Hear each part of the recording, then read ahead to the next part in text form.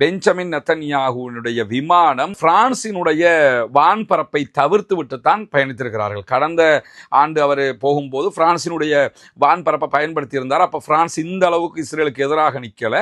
ஆனால் இந்த வாட்டி பிரான்ஸ் பாலஸ்தீனத்தை தனி நாடாக அங்கீகரிச்சிருக்கிற காரணத்தினால இத்தாலி இதுவரைக்கும் பாலஸ்தீனத்தை தனி நாடாக அங்கீகரிக்கவில்லை. ஆனால் இத்தாலியில் 2 நாட்களுக்கு முன்பதாக நடைபெற்ற பாரிய ஆர்ப்பாட்டம் இத்தாலிய அரசாங்கத்தையும் ஆட்டம் காண வைத்திருக்கிறது என்கிற ஒரு சூழல் உருவாகி இருக்கிறது. குறிப்பாக அந்த பணைய கைதிகளுடைய உறவினர்கள் இனிமேலும் நாங்கள் நெத்தன்யாகுவை மாத்திரமல்ல அமெரிக்க அதிபர் டொனால்ட் ட்ரம்பை கூட நம்ப முடியாது, இவர்கள் பணைய கைதிகளை மீட்டு தருகிற இடத்தில் இல்லை, இவர்கள் தங்களுடைய சுயலாபத்திற்கான ஒரு யுத்தத்தை செய்கிறார்கள் என்கிற குற்றச்சாட்டுக்களை வெளிப்படையாகவே முன்வைத்திருக்கக்கூடிய நேரத்தில்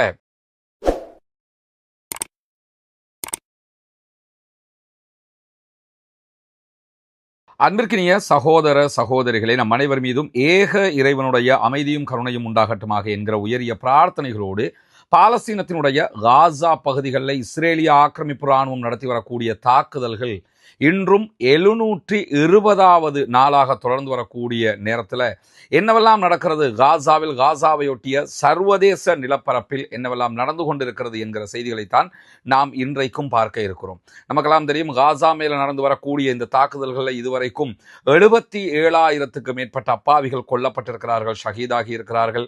அதே போன்று 1,55,000க்கு மேற்பட்டவர்கள் இதுவரைக்கும் படுகாயமடைந்திருக்கக்கூடிய சூழல்ல கடந்த 24 மணி நேரங்களுக்குள்ளாக இஸ்ரேலிய ஆக்கிரமிப்பு இராணுவம் நடத்தி இருக்கக்கூடிய தாக்குதல்களில் காசா பகுதிகளில் கிட்டத்தட்ட 97 அப்பாவிகள் படுகொலை செய்யப்பட்டிருக்கிறார்கள், ஷஹீதாகி இருக்கிறார்கள். 313க்கு மேற்பட்டவர்கள் படுகாயம் அடைந்திருக்கிறார்கள் என்கிறது காசாவினுடைய சுகாதார அமைச்சகம். எனவே தொடர்ந்தும் இஸ்ரேல் காசா அப்பாவிகள் மீதான தங்களுடைய கொடூர தாக்குதல்களை தொடர்ந்து வரக்கூடிய சூழல்ல வெஸ்ட் பேங்க், அதாவது மேற்கு கரை பகுதிகளில் இருக்கக்கூடிய பாலஸ்தீன அப்பாவிகள் பல பேரை தொடர்ந்தும் அவர்கள் கைது செய்து வருகிறார்கள். அந்த அடிப்படையில் இன்றைக்கு இஸ்ரேலிய ஆக்கிரமிப்பு இராணுவம் மேற்கு கரையினுடைய மேயரை கைது செய்திருக்கிறார்கள், மேயரோடு சேர்த்து. ஏன்னா அந்த பகுதிகளில் ஆட்சியை கையில் வச்சுக்கிட்டு இருக்கிறது ஃபத்தாஹ் அமைப்பு. அந்த மஹ்மூத் அப்பாஸினுடைய ஃபத்தாஹ் அமைப்பை சேர்ந்த மேற்கு கரையினுடைய ஃபத்தாஹ் அமைப்பின் செக்ரட்டரி உள்ளிட்ட சில இளைஞர்களையும் இன்றைக்கு அவர்கள் மேலதிகமாக கைது செய்திருக்கிறார்கள் என்கிற செய்திகளும் வெளியாகி இருக்கு. இந்த யுத்தம் ஆரம்பித்ததிலிருந்து இதுவரைக்கும் 20,000க்கு மேற்பட்டவர்களை அவர்கள் மேற்கு கரை வெஸ்ட் பேங்க் பகுதிகளில் தொடர்ந்து கைது செய்திருக்கிறார்கள் என்கிற செய்திகள் வெளியாகி இருக்கக்கூடிய சூழல்ல காசாவில் கொல்லப்பட்டிருக்கக்கூடிய இஸ்ரேலிய ஆக்கிரமிப்பு இராணுவத்தினுடைய 2 பேர் பற்றிய புகைப்படங்கள் இன்றைக்கு இஸ்ரேலிய ஊடகங்களில் முதன்மை இடத்தை பிடித்திருக்கிறார். அதற்கான காரணம் என்னன்னு கேட்டால், காசாவில் நிறைய இஸ்ரேலிய ஆக்கிரமிப்பு இராணுவத்தை சேர்ந்தவர்கள் கொல்லப்படுகிற அதே நேரத்தில் இந்த 2 பேருமே ரொம்ப நெருங்கிய நண்பர்களாகவும், அதே நேரம் சமூக வலைதளங்களில் காசாவினுடைய தாக்குதல்கள் தொடர்பாக நிறைய நாங்கள் காசாவில் இத்தனை பேரை கொன்னோம், இத்தனை பேரை அழிச்சோம்னு சொல்லி நிறைய அப்டேட்டுகள் அவங்க கொடுத்த ஒரு குரூப்புங்கிறதுனால இஸ்ரேலியர்களுக்கு மத்தியில் ஹீப்ரு ஊடகங்கள்ல, ஹீப்ருவினுடைய சமூக வலைதளங்கள்ல எல்லாம் ரொம்ப பேசப்பட்ட 2 பேர். இந்த 2 பேருமே காசாவினுடைய தாக்குதல்கள்ல இஸ்ரேலிய ஆக்கிரமிப்பு இராணுவத்தில் இருந்து அப்பாவிகள் மீது இவர்கள் தாக்குதல் நடத்திய அதே நேரம் இவர்கள் மீதான பாலஸ்தீன விடுதலை அமைப்பினுடைய தாக்குதல்களில் கொல்லப்பட்டிருக்கிறார்கள் என்கிற செய்திகள் இன்றைக்கு வெளியாகி இருக்கிறது.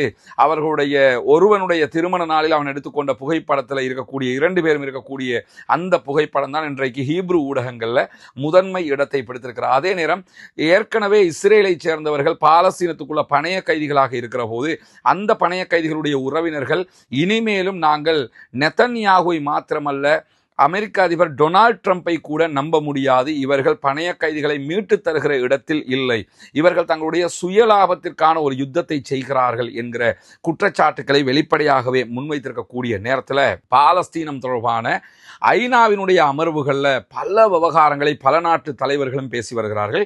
குறிப்பாக கிட்டத்தட்ட ஒரு 11 நாடுகள் இம்முறை பாலஸ்தீனத்தை தனி நாடாக அங்கீகரித்திருக்கு. நமக்கு தெரியும், பிரான்ஸு, பிரிட்டன் உள்ளிட்ட நாடுகளே இதில் உள்ளடங்கி இருக்கக்கூடிய சூழல்ல இத்தாலி இதுவரைக்கும் பாலஸ்தீனத்தை தனி நாடாக அங்கீகரிக்கவில்லை. ஆனால் இத்தாலியில் 2 நாட்களுக்கு முன்பதாக நடைபெற்ற பாரிய ஆர்ப்பாட்டம் இத்தாலிய அரசாங்கத்தையும் ஆட்டம் காண வைத்திருக்கிறது என்கிற ஒரு சூழல் உருவாகி இருக்கிறது. குறிப்பாக 2 நாடுகள், டபுள் ஸ்டேட் என்கிற 2 நாடுகள் என்கிற நியூயார்க் பிரகடனத்தில் இன்றைக்கு இத்தாலி கையெழுத்திட்டு இருக்கிறது என்று சொல்லி இத்தாலியினுடைய பிரதமர் மெலோனி அவங்க ஐநாவினுடைய அமர்வில் வெளிப்படையாகவே பேசியிருக்கிறார்கள். இஸ்ரேலை கண்டித்திருக்கிறார்கள்.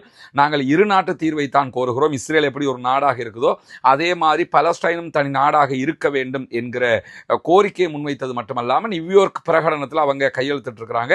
எனவே மிக விரைவில் அவர்களும் பாலஸ்தீனத்தை தனி நாடாக அங்கீகரிக்க கூடும் என்கிற சூழல்கள் உருவாகி வரக்கூடிய சூழல்ல தொடர்ந்து காசாவுக்கு ஆதரவாக இத்தாலி ஸ்பெயின்ல இருந்தெல்லாம் கிளம்பி கப்பல் வழியாக காசாவை நோக்கி வரக்கூடிய ஃப்ரீடம் ஃப்ளோட்டிலாவினுடைய கப்பல்கள் மீது இஸ்ரேலிய ஆக்கிரமிப்பு ராணுவம் தாக்குதல்களை நடத்தி வருகிற நேரம் நேற்றைய தினம் நமக்கெல்லாம் தெரியும் கிட்டத்தட்ட 9 கப்பல்கள் மேல அவங்க தாக்குதல்கள் நடத்தியிருந்தாங்க. இன்னைக்கும் ஃப்ரீடம் ஃப்ளோட்டிலாவினுடைய மிக பிரம்மாண்டமான கப்பல்கள் மேல தாக்குதல்கள் பிளஸ் ட்ரோன் கண்காணிப்புகளை நடத்தி வரக்கூடிய நேரத்தில் இன்றைக்கு 2 கப்பல்கள் மேல தாக்குதல்களை இஸ்ரேலிய ஆக்கிரமிப்பு ராணுவம் நடத்தி இருக்கிறது. உடனடியாக அந்த இடங்களுக்கு இத்தாலி தன்னுடைய கடற்படையை அனுப்பி இருக்கிறது. முதல் தாக்குதல் வந்ததோடு அந்த இடத்துக்கு கடற்படை போனாங்க. 2வது தாக்குதல் வந்ததோடு 2வது முறையும் கடற்படை அந்த இடத்திற்கு அனுப்பப்பட்டிருப்பதாக இத்தாலி அறிவித்திருப்பது மட்டுமல்லாமல் தொடர்ந்து இப்படியான தாக்குதல்களை நாங்கள் பொறுத்து கொள்ள மாட்டோம். அவர்கள் நிராயுதபாணிகள் ஒவ்வொரு நாட்டிலிருந்து வந்திருக்கிறாங்க, காசா மக்களுக்காக போறாங்க. எனவே அவங்க மேல இஸ்ரேல் தாக்குதல் நடத்துவதை நிறுத்த வேண்டும் என்று சொல்லியிருக்கக்கூடியதோடு சேர்த்து இத்தாலியினுடைய எம்பிக்கள் வைத்திருக்கக்கூடிய ஒரு முக்கியமான கோரிக்கை என்னன்னு சொன்னா இஸ்ரேலுக்கு எதிராக இத்தாலி பொருளாதார தடைகளை கொண்டு வர வேண்டும் என்று கோரிக்கை வச்சிருக்கிறாங்க. நிறைய யூரோப் கண்ட்ரிஸ் இஸ்ரேலோட நெருங்கின தொடர்பு வச்சிருக்கிறாங்க. இஸ்ரேலுக்கு ஆயுதங்கள் கொடுக்குறாங்க, ஆயுத பிசினஸ் பண்றாங்க.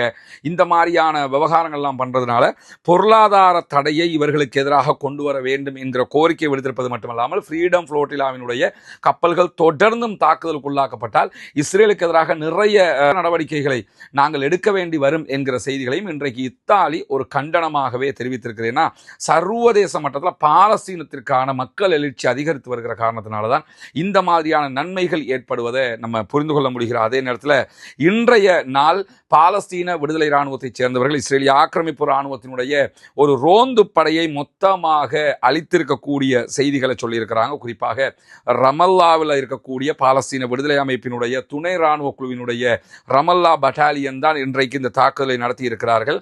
சோதனை சாவடியில் நிறுத்தி வைக்கப்பட்ட அவர்களுடைய வெஹிக்கிள்ஸ்களுக்கு அவர்களுடைய இராணுவத்தைச் சேர்ந்தவர்கள் மீது தான் இந்த தாக்குதல் நடத்தப்பட்டிருக்கு. இதில் எத்தனை பேர் கொல்லப்பட்டிருக்கிறார்கள் என்கிற செய்திகள் விரிவாக வெளியாகாவிட்டாலும் அவர்கள் மீது தாக்குதல் நடத்தப்பட்டிருக்கக்கூடிய செய்திகளை சொல்லியிருப்பது மட்டுமல்லாமல் இன்றைக்கு காசாவில் 3 இடங்களில் பாலஸ்தீன விடுதலை அமைப்பைச் சேர்ந்தவர்கள் இஸ்ரேலுக்கு எதிரான தாக்குதல்களை நடத்தியிருக்கிறார்கள். 3 மெர்காவா டேங்குகள் அளிக்கப்பட்டிருக்கிறது என்கிற செய்திகளை சொல்லியிருக்கிறார்கள். 3 மெர்காவா டேங்க்னா கிட்டத்தட்ட 15 பேர் அதில் கொல்லப்பட்டிருப்பார்கள் என்பது நமக்கு தெரிந்த விவகாரம்.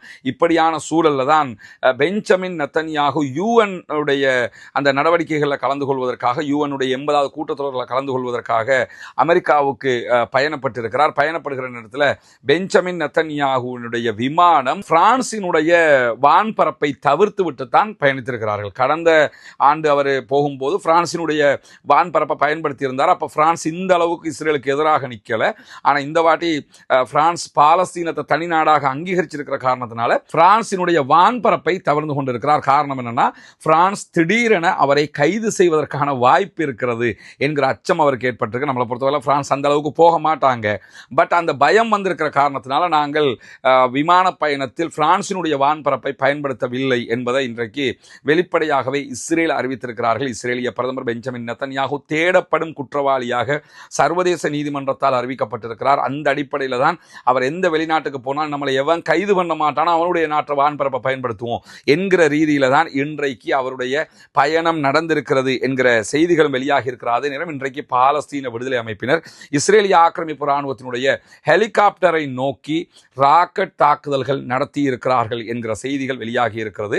இஸ்ரேலிய ஆக்கிரமிப்பு இராணுவம் வெளியிட்டிருக்கக்கூடிய அறிவிப்பில் என்ன சொல்றாங்கன்னா இந்த ராக்கெட் தாக்குதல்னால எங்களுக்கு எந்த காயமும் ஏற்படலைங்கிறாங்க. ஆனா ஹெலிகாப்டருக்கு என்ன நடந்திருக்குங்கிறத அவங்க சொல்லலை. காயம் ஏற்படவில்லை என்று சொன்னாலே ஹெலிகாப்டர் மீது ஹிட் ஆகி இருக்கிறது, தாக்குதல் நடந்திருக்கிறது என்பதை நம்ம புரிஞ்சுக்கிறோம். ஏன்னா நேற்றைய தினம் இஸ்ரேலிய ஆக்கிரமிப்பு இராணுவத்தினுடைய ஒரு ஆளில்லாத மிக பிரம்மாண்டமான விமானம் விபத்துக்குள்ளாகியது என்கிற ஒரு தனி தகவல் வந்திருந்தது. அதை தாண்டி இன்றைக்கு இன்றைக்கு இஸ்ரேலிய ஆக்கிரமிப்பு ராணுவத்தினுடைய இந்த ஹெலிகாப்டர் மீது தாக்குதல் நடத்தப்பட்டிருக்கிறது.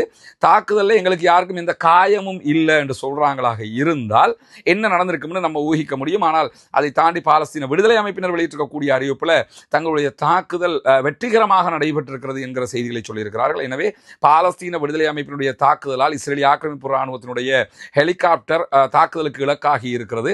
அதில் எத்தனை பேர் கொல்லப்பட்டாங்க, எத்தனை பேர் காயப்பட்டாங்கிற செய்திகள் வெளியாகவில்லை. இஸ்ரேல் வெளியிட்டிருக்கக்கூடிய அறிவிப்பில் எங்களில் யாருக்குமே எந்த காயமும் இல்லை அப்படின்னு சொல்லியிருக்காங்க. ஒரு ஹெலிகாப்டர் மீது தாக்குதல் நடத்தப்பட்டிருக்கிறது, ஹிட்டாகியும் இருக்கிறது, தாக்குதல் கரெக்டாக வெற்றிகரமாக நடந்திருக்கிறது.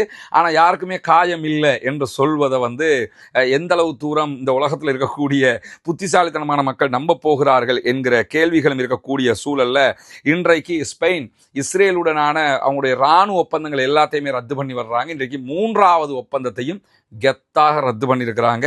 கிட்டத்தட்ட 207 மில்லியன் யூரோக்கள் மதிப்புள்ள இராணுவ ஆயுத ஏற்றுமதி ஒப்பந்தங்களை ஸ்பெயின் மொத்தமாக ரத்து பண்ணியிருக்கிறாங்க.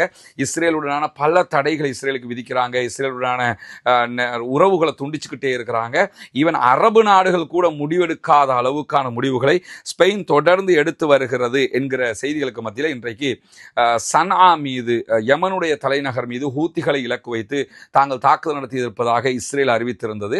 இன்றைய தாக்குதலை பொறுத்தவரையில் கொஞ்சம் உச்சமான தாக்குதல், 20 போர் விமானங்கள் பங்கேற்றிருக்கக்கூடிய தாக்குதல், 65க்கு மேற்பட்ட தாக்குதல்களை இன்றைக்கு ராக்கெட் தாக்குதல்களை இஸ்ரேல் நடத்தி இருந்தது. இதில் 2 பேர் கொல்லப்பட்டிருக்கிறார்கள், 40க்கு மேற்பட்டவர்கள் படுகாயம் அடைந்திருக்கிறார்கள் என்கிற செய்திகளை யமன்ல இருக்கக்கூடிய ஹூத்திகளுடைய படைப்பிரிவு சொல்லி இருக்கிறாங்க. எனவே இன்றைய தாக்குதல் யமன் மீது ஒரு கடுமையான தாக்குதல் தான், அதில் எந்த மாற்று கருத்தும் இல்லை. ஆனால் அதற்கு பிறகு அறிவிப்பு வெளியிட்டிருக்கக்கூடிய யமனுடைய ஹூத்திகளுடைய தலைமை என்ன சொல்லியிருக்குன்னா, நீங்க எங்க மேல எவ்வளவு தாக்குதல் நடத்தினாலும், எத்தனை முறை தாக்குதல் நடத்தினாலும் நாங்கள் தொடர்ந்தும் இஸ்ரேல் மீதான தாக்குதல்களை தொடர்வோம், பாலஸ்தீனத்திற்கு ஆதரவாக செயல்படுவோம் என்கிற செய்திகளை சொல்லியிருக்கிறார்கள். எனவே பாலஸ்தீனத்திற்கு ஆதரவான அவர்களுடைய தாக்குதல்கள், போராட்டங்கள் தொடர்ந்து நடைபெற போகிறது, நடந்து கொண்டு இருக்கிறது என்பதை வெளிப்படையாக சொல்லியிருக்கக்கூடிய நேரத்தில் பாலஸ்தீன மக்களும் பாலஸ்தீனத்தில் இருக்கக்கூடிய போராளி குழுக்களும் இஸ்ரேலுக்கு எதிரான தங்களுடைய முயற்சிகளையும் தொடர்ந்து செய்து வருகிறார்கள் என்பது நமக்கெல்லாம் தெரியும். பாலஸ்தீனம் தொடர்பான அடுத்தடுத்த செய்திகளையும் நாளைய நம்முடைய அப்டேட்டுகளையும் மேலதிகமான பிரேக்கிங்கள் வந்தால் அதிலையும் தெரிந்து கொள்ளுமாறு கேட்டுக்கொள்வதோடு நம்முடைய ரஸ்மின் எம்ஐஎஸ்சி நியூஸ் மற்றும் ரஸ்மின் டாக்ஸ் ஆகிய சேனல்களை சப்ஸ்கிரைப் செய்யாத சகோதரர்கள் சப்ஸ்கிரைப் செய்து இணைந்து கொள்ளுங்கள். பாலஸ்தீனம் வெற்றி பெற வேண்டும், பாலஸ்தீனம் சுதந்திரம் அடைய வேண்டும், பாலஸ்தீன மக்களும் நம்மை போன்ற நிம்மதியானவர்களாக மாற வேண்டும், வாழ வேண்டும் என்கிற உயரிய பிரார்த்தனைகளோடு பாலஸ்தீன அப்பாவிகளுக்காக குரல் எழுப்புகிற அதே நேரம் இஸ்ரேலிய ஆக்கிரமிப்பு ராணுவத்திற்காக தொடர்ந்தும் குனூத்து நாசிலாவை ஓதுங்கள் என்கிற கோரிக்கைகளோடு முடித்துக் கொள்கிறேன். வாகிறது அல்ஹம்துலில்லாஹி ரப்பில் ஆலமீன்.